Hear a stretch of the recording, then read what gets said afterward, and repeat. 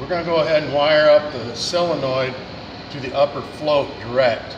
You do this a lot when you don't have enough room in the electrical outlet. So you cut the end off the float, then you open up the solenoid and loosen the Romex connector.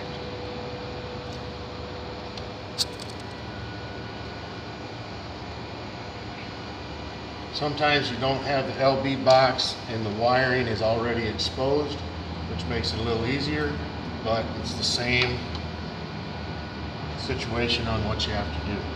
You open it up, you find your ground wire coming from power, your white and your black, and your two wire coil wires that are red. Go ahead and cut the wire nuts apart. Remove the blue wire nut off the ground. Go ahead and take your float, put it up through the Romex connector.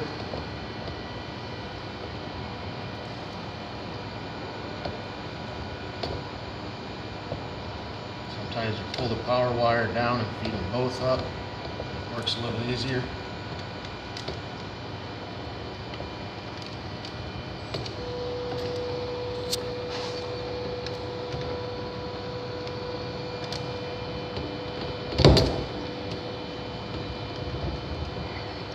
Once it's exposed, go ahead and carefully cut the protective coating around the wires. You do not want to cut through into the wires, just enough to where you can peel this coating off.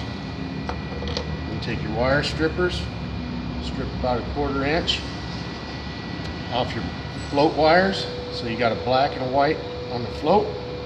You have a black and a white coming from your power, along with the green for a ground. And you have your two wires for the red wires going to the coil. Now you want to create a big loop.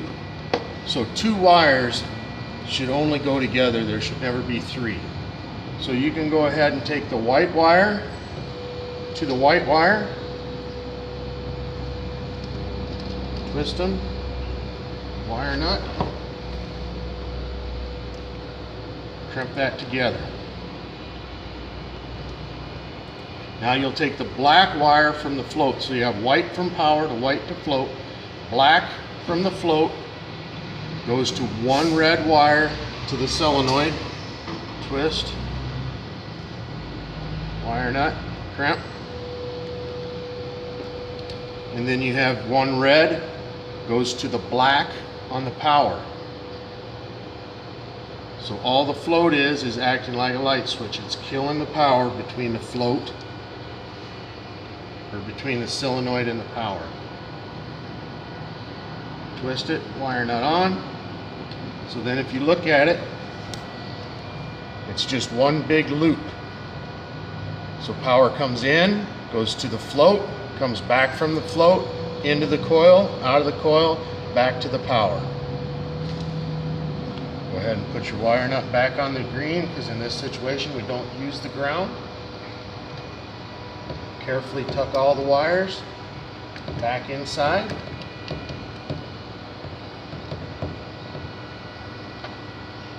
Cover on, so none of the wires are crimped or exposed.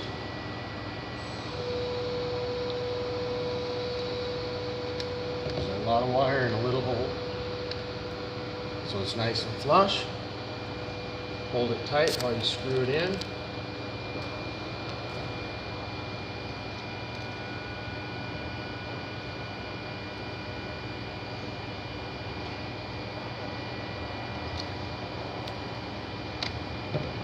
Tighten down your Romex.